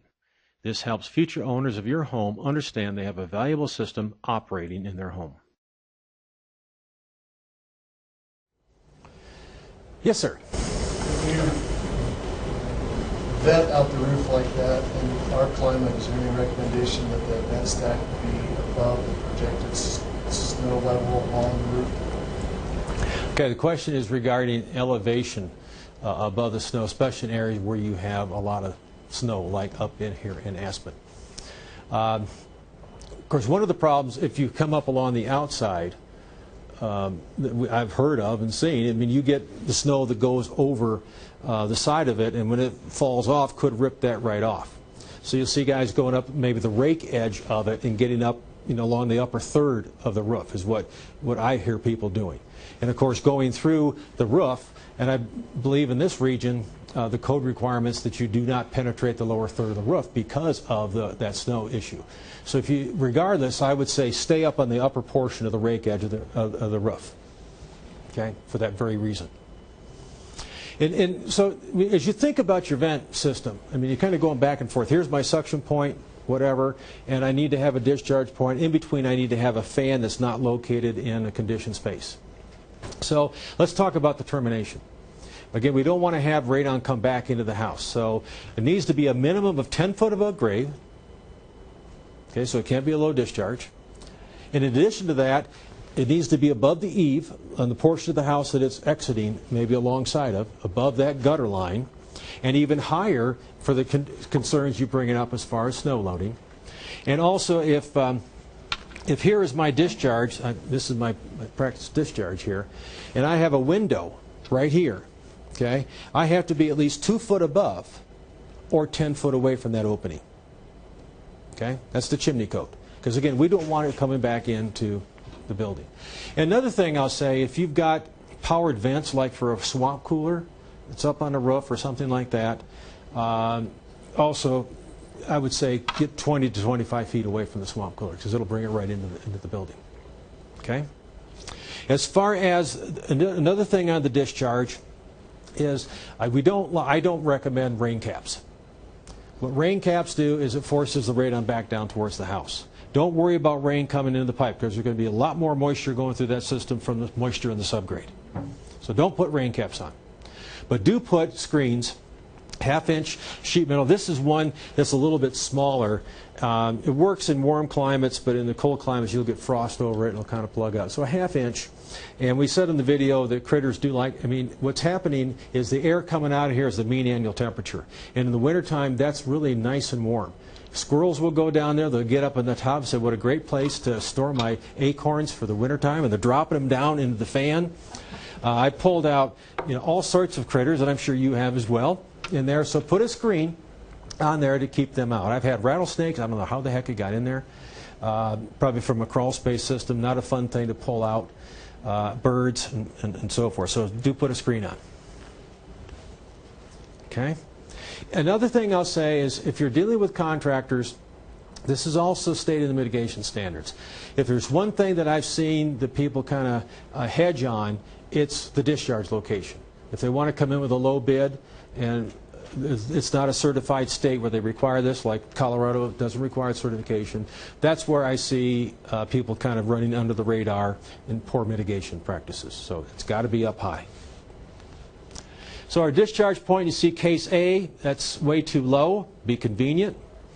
Case B, they took it up a minimum of 10 foot above grade, above the eave, and again 2 foot above that adjacent window, so that's okay. Case C, well, they're 10 foot above, but hey, there's an opening 1 foot below it. Yep, I got to move that away, maybe between the two windows like they did in case D. Okay, so at least 2 foot above an opening that is, 2 foot above an opening, or move it 10 foot away. But still above the eave and at least 10 foot above grade level. As far as the discharge, take it straight up or away from the house. Now, in the illustration, you see this green gas going out there. It really isn't green. You don't see anything like that. But if you put in double turn 90s because you're concerned about rain, it'll be taking it right back down towards the house that you're trying to keep it away from. And even rain caps, what will happen is the air will impinge against that, it'll condense, it'll freeze, and I've seen big medicine ball sized blobs of ice up there. So just let it get away from the house. So here's your screens. The lower left hand is the nice larger 1/2-inch that I would recommend. You see one going up through the interior of the building, up through the roof. That's very, very neat. As you drive by that house, you would have no idea that there's a radon system in there, would you? Because it looked like just a plumbing vent, other than the fact it's 4-inch as opposed to 3-inch. Again, fan locations in unoccupied attics. Now, why do we talk about that? The reason is that if you have your fan, and here is a fan, and you have piping going above it, everything from this point on is under positive pressure. Right? It's the blow side of the fan. So if there's a leak in the housing or leak in the piping system, and if this is running through the interior portion of the house or inside the envelope, you'll be dumping radon into the house. So the fan, as well as the discharge piping, gets to be in a location where if it does leak, would not put air inside the home. Consequently, attics, assuming it's an unoccupied attic, or in garages, assuming there's no living space above the garage, because the assumption is the piping is going to be going through living space, or you could put it outside. Also, don't put it in the crawl space, because it's below living space. If you had leakage, it would go up into the house. So that's the criteria for fans. What kind of piping? You don't want to use flex duct, you don't want to use sheet metal, you want to use plastic pipe. And the reason being is that as that air comes out of the soil, which is high in moisture, goes through a cold space or outdoors, it will condense. And I've measured I'm out of Colorado Springs, which is quite dry, about 1/2 gallon of water a day refluxing down the system. So you don't want it to leak out sheet metal or flex duct. So PVC. What thickness? Schedule 40. Don't use thin wall. It's a code violation in most places inside the house. So you want to use, and hold up this piece of pipe, you can see the thickness of the wall. That's Schedule 40. And it's really solid. Thin wall, even a moderately angry 5-year-old can break it. Okay? You don't need to buy pressure-rated pipe. Drain, waste, and vent is fine. It saves you a little bit of money on it. And as far as the size of pipe, occasionally we can use 3-inch. But once you put in 3-inch pipe and you realize you need to have 4 inches, I don't have a tool that expands the pipe. So 4-inch pipe, especially, I mean, probably universally, other than parts of Spokane where they have to go to 6-inch pipe, 4-inch pipe is going to serve you very well.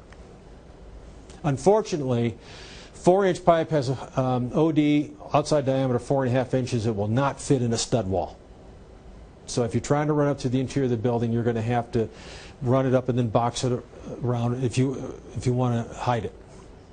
Again, all the piping should be vertical or slope back to the suction point, so the water can drain back to the point from which it came.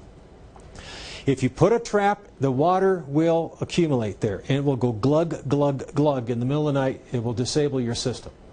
So trust me on this. A lot of water. Which is kind of cool, because since it's pulling water out, the air leaving the discharge is going to be at a very high humidity. And the overall effect is going to be to dry out that crawl space and also the basement. In fact, we see these systems being put in specifically now for humidity control, which is kind of added benefit. You can also insulate around the pipe. If you buy some insulated flex duct that will go around the PVC pipe, don't just use the duct, but use it as an insulation, slide it down over the pipe, reduces the condensation, and also reduces the noise level if you're concerned about that. Another thing, if you're running exterior, this little device here is wonderful. It's a section of 4-inch pipe, and if you look down the center of it here, you can see a nozzle inside. You see that? And then along the side there's some holes right about where the nozzle is. So as the air comes up, there's a little bit of a pressure drop that brings in air through these holes, which changes the dew point, and you get less condensation. Furthermore, when you have condensation above it, when it gets cold, it'll turn to ice. And when that ice melts, it comes crashing down into the fan, which is not a good thing, whereas it gets held up in the nozzle and protects the fan. You can buy these with the fans, or I suggest doing that rather than making your own, because the dimensions are pretty critical.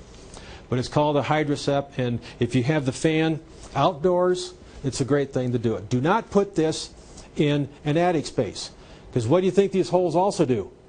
Drain water out. So the water will come draining out over the top of the fan, freeze up. We don't really care. So don't put these inside, but use them only outside. You can use pipe up alongside the building, or you can convert the downspout, like we saw in the video. If you're going up a couple stories, I mean, you typically buy a commercial grade downspout, 3x4 inch and 10-foot lengths. If you got to go further than that, you're going to have to connect them together. And the raging controversy has been solved. The top pipe goes inside of the bottom pipe. So when there's water that comes draining down, it continues all the way to the fan. If you do it the other way, the water will drain out at the seam, so do it just like downspout. In fact, it was in Aspen, not more than probably 15 years ago, I have to say, where a system was installed that they did it the other way around, and the water leaked out of the joint, built up the most beautiful ice sculpture you can imagine, and got so heavy that it pulled it right off the side of the house. So the top one goes inside the lower one. Caulk the edges, and as far as connecting, they have these specialty adapters which are round to rectangular, because you want to use 3x4 downspout that will fit in here and caulk it. Okay.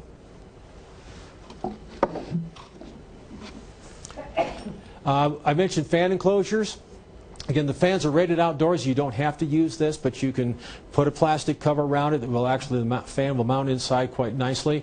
You can prime it and paint it to make it match the side of the house, and also can help reduce the noise.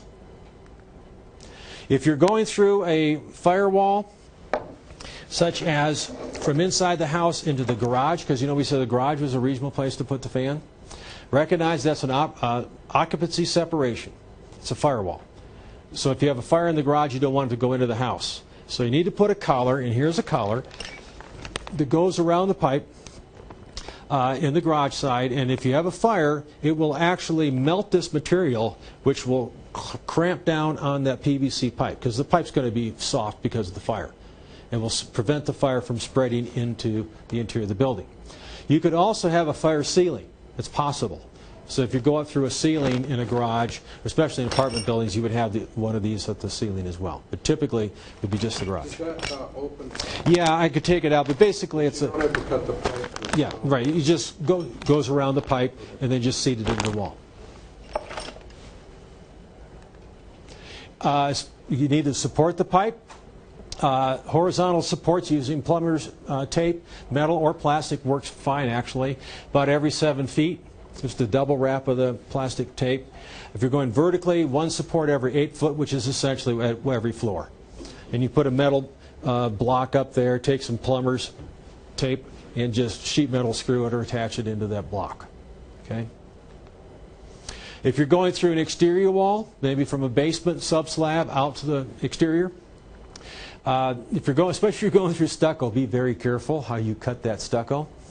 But you're going to have a little gap around there. They make little covers that you can put over the top of it to seal, or at least silicone around there to keep the insects from crawling in. So here you see a fan mounted vertically. Let me show you a fan here. You'll see one today, but this is one of the different models of fan. They all pretty much look alike, with the fan and the motor inside of the housing. Because the motor's inside, we want to have this vertical. So when water comes down inside, it goes around the housing inside of the fan and drains down. If you put it this way, it will fill with water, and the last time I checked, water and electricity do not do well together. So always vertical. Typically they're 90-watt fan, but they never pull that much. They generally pull about 60 watts, and even less in some cases. They have sealed bearings. There's no reason for you to ever go up and lubricate any bearings in here. There's nothing that you have to do other than let it run all the time.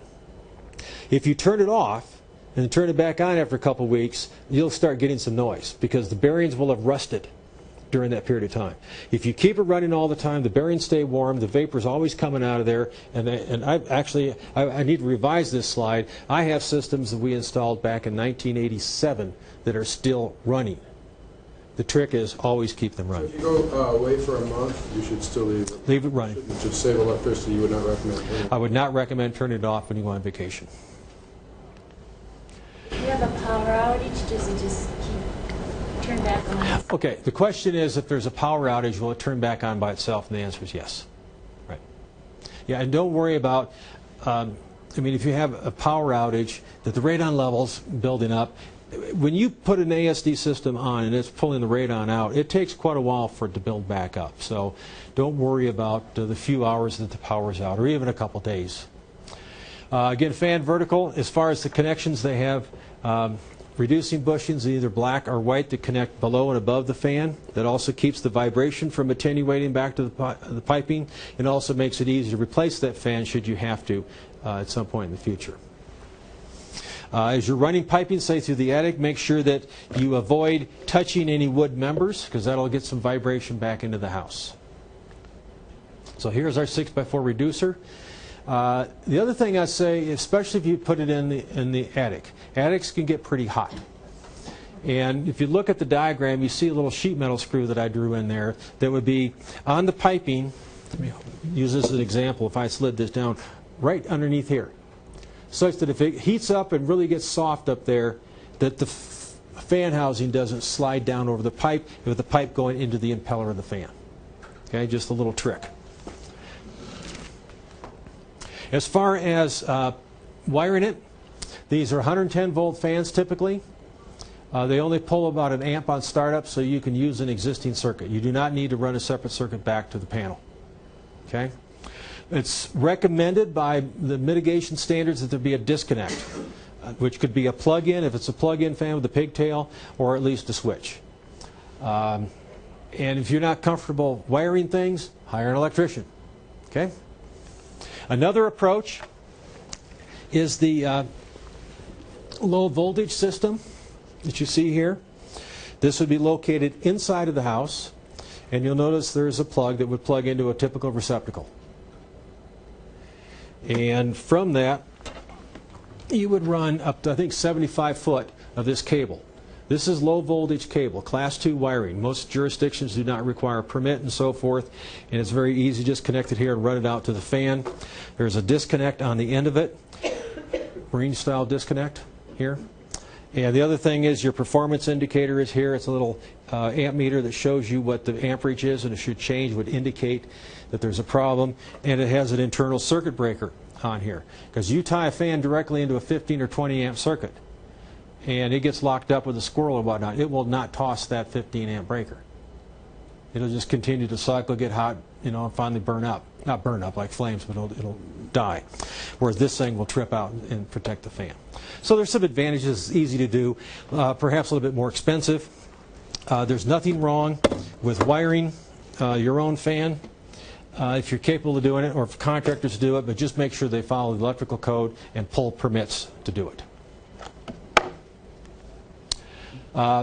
It's also good to label the breaker that it's connected to. Not that you're going to run a separate line back to the panel, but people know, hey, there's a radon system, and if I need to turn it off, maybe to pull the sump lid, I just toss this breaker. Okay? There also needs to be a performance indicator. It could be a U-tube that shows the vacuum inside of the pipe. Now, this is not a radon meter. That says, when I'm all done, I'm perfectly happy with the system. I've got X number of inches of water column in the pipe.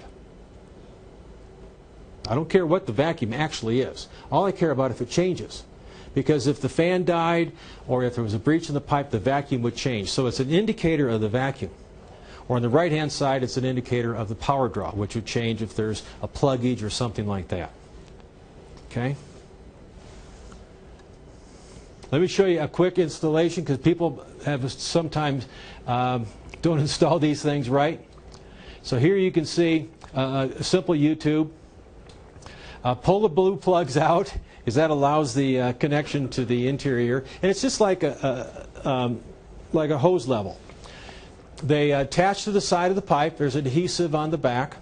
You can see him applying it here. And right now, the blue liquid level's even on either side because there's no vacuum being applied to it. And slide it up where you're at 0. That's your reference point.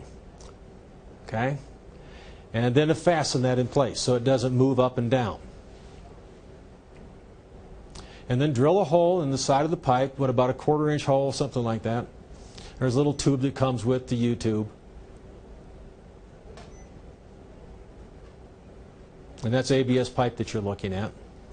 And then insert that little tube that, again, comes with it into the hole.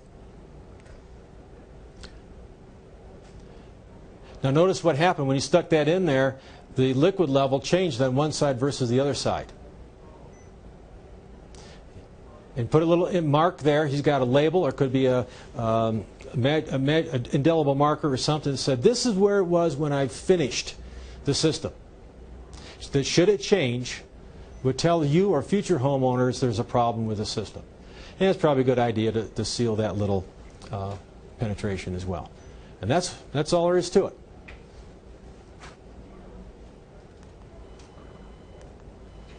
Okay? As far as the pipe, you're going to have fittings. You want to prime and glue it, just like you would any other PVC. Label it where it's visible: basement, attic, outdoors. And there are pre-made labels that you can get for these systems. And our last thing we want to talk about is sealing. Remember I said you can't seal radon out, but once you create a vacuum underneath the building where you can't get at openings, you'll have air going down, which is okay, but if I can seal that, I'm going to make my system work better and lose less interior air. So let's take a quick look at how we do that. Active soil depressurization systems operate by creating a vacuum under the foundation.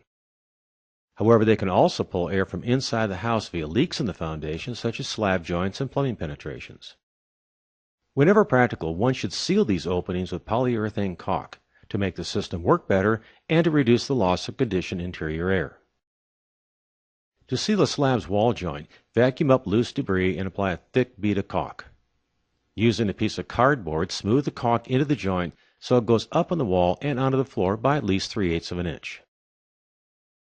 If the slab is poured tightly to the wall, as in a cold joint, you should also caulk these joints if they are accessible. If you have control joints that are exposed, and especially if they are cracked, it would be a good idea to caulk these as well. Another major leak point can be plumbing penetrations. To seal these, cut back any expansive material and apply caulk completely around the base of the penetration and tool the caulk into the joint. Other places to seal can be blockouts for tubs and showers, as well as installing a gasketed and bolted lid on an interior sump, regardless if you are applying your system vacuum to it or not. It is typically not necessary to remove all treatments to caulk joints, but rather caulk those you can access, but you should always conduct a backdraft test on combustion appliance vents to assure they are working properly. A couple things I want to add onto the video is emphasize that if you can't get at the crack or whatever, don't go after it. It just isn't worth it. So don't be pulling up carpet. If you think you got cracks under the carpet, you don't need to pull the carpet up to do it. You don't need to remove, a wall board to get at that floor-to-wall joint. Okay? But if you can access it, do so. And also, those leak points that are the closest to your suction point are the most critical, which is another reason to have your suction point, let's say, in the furnace room where it is more exposed. Polyurethane is the caulk that you use. Okay? Not silicone, not whatever. Polyurethane. And as far as the backdraft test, how you do that, with a smoke bottle, not a match, but a smoke bottle that has non-thermal smoke what I typically do is turn on the fan, turn on other exhaust appliances, and then turn up the water heater so it fires. And within, about a minute or so, the smoke should be going up the stack rather than spilling out into the house. Initially, it'll spill out in the house, but as the stack warms up, you'll get a draw through that funnel. Now, if you've got high-efficiency combustion appliances, it's not an issue because they're hard piped to the outside. And the last thing I'll say on that is probably what makes more sense than anything. If you don't have a carbon monoxide detector, you should have one. Okay? Finding leaks, you saw the smoke bottle there. If it doesn't leak, doesn't draw smoke down, don't caulk it. Don't use silicone for caulking anything. It does not adhere to concrete. You may even have leaks around toilets. You may have leaks down block walls, too. If you have hollow block wall, you can see how they foamed that with expansive foam. Or maybe along the plate above the block. They just ran a bead of caulk. Again, I would not typically think that is a leak point, but we saw smoke being drawn down, so we caulked it. And even wall penetrations. You may have sewer lines or water lines coming through the wall. If it's below grade, seal those as well. You may have air going down a floor drain. They have specialty devices that you could put into the floor drain that prevents the loss of air but still lets water drain down. They're called drain checks. Dranger traps. You can also tie these things together. We talked specifically about slabs and crawl spaces and drains, but maybe you have a house that had multiple foundations. Maybe what I would do first would be go after crawl space first and maybe some later on. That's kind of an order of priority. But here's some examples. I've got a slab with a sump. I've tied the sump and the crawl space together with a submembrane. I've got a crawl space and an exterior foundation drain. I've tied them together. And maybe I have 2 levels of slab. I've tied them together. Or maybe I don't want to have any piping inside of the basement. I've gone to the crawl space and dug down underneath the footing from the inside of the crawl space. Boy, doesn't that sound like fun. And then pulled on both the crawl space and the slab. As far as these systems, they run continuously, very small wattage, as we've said before. Replacement cost about $150. Expected life, 10 to 15 years. You need a performance indicator to tell you when it doesn't work. And you should always test the property when you are done. Well, there's another short-term test. And you should retest it at least once every 2 years thereafter. Because radon comes from uranium, which has a half-life of 3.8 billion years. You are not getting rid of radon, you're controlling its entrance. So at some point in time, that system's going to fail. That's what the performance indicator helps, but there's no substitute for testing it once every 2 years. So quick things on safety if you want to do this. as far as gear that you should have, protect your eyes and nose with goggles, safety goggles all the time, ear protection, earplugs, either from the plastic or drilling through concrete. Also, if you're gluing, wear eye protection. You get too much glue up there, and people do it all the time. You know, little's okay, lots more. Put it up there, and you bring those two pieces together, and what squirts out? Primer, glue, methylene chloride, right into your eyes. Take your contacts off and use safety goggles when you're doing that. Gloves, first aid kit, knee pads in the crawl space, and never work alone. Because if you get yourself in trouble, who is going to help you out? Also, if you go into the crawl space, I mentioned hantavirus. If you see evidence of rodents and so forth, that's still a concern. Mouse nests and so forth, you call your local environmental health department. We don't want to avoid one health concern and create another one. So there's ways of decontaminating the crawl space. Here you can see two respirators. The one on the right is a nuisance mask. That's what you should be wearing. If you're in a situation where you think you have asbestos, where you would need a respirator as shown by the handsome young fellow on the left, those are specialty respirators that you have to be fit tested for. Okay? So if you have a situation that requires that kind of respirator, you shouldn't be there. Okay? Get some air into the area, especially when you're applying caulk. There's a lot of solvents that come from these things. It takes almost over a week for it to fully cure out. So don't be so crazy as, let's put all the caulk down, let's finish it, let's close all the doors and windows and test the property. You may want to wait a couple days before you start that test, because you will be closing out the doors and windows.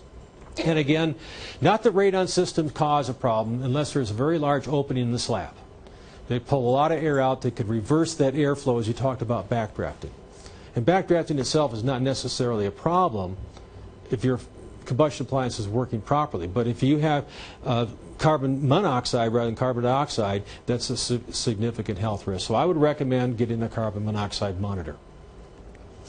And of course, the last question that you have to ask yourself after you've gone through this program, do I really want to do this? Okay? And there's some options. Certainly, I mean, literally, tons of people have done this themselves. I get phone calls from all over the country, around the world, people who have used the book. I love it. You know, hey, it worked great. Or I have a question, and I'll walk them through it. But you're definitely capable of doing it. But sometimes people say, I don't want to, maybe I'll run the pipe, but I don't want to core the slab. You could do parts of it. But if there's anything that I hope that you've walked away with here, that you understand what's involved in radon mitigation, such that when you do talk to contractors, you are now an informed consumer. You know that's not just a simple couple tubes of caulk, but it's not extremely expensive either. And I say it's less than 0.5% of the value of the home. Okay? And the better you want it to look, and I'm going to say this too, I've seen a lot of homeowner systems and they look better than professional installed systems. Why? Because you take the time to box in, you know, around it, paint it, make it look right. Big difference. Or maybe you say to the contractor, put it in and I'll do the finish work. Or when a contractor comes out to your house, say, let's talk about some of the alternatives. I really want to have a low noise level. What are the things we can do? So I leave that with you, and also, you know, last comment, the radon doesn't have to be a concern, unless, of course, you ignore it. All homes can be fixed, period. With the tools that we've given you, I'm confident that you can go forward with it, either on your own or in conjunction with a contractor. And if you have questions, again, please don't hesitate to call. And there's my toll-free number that you can call me during normal business hours. Thank you. Thank you very much for being here.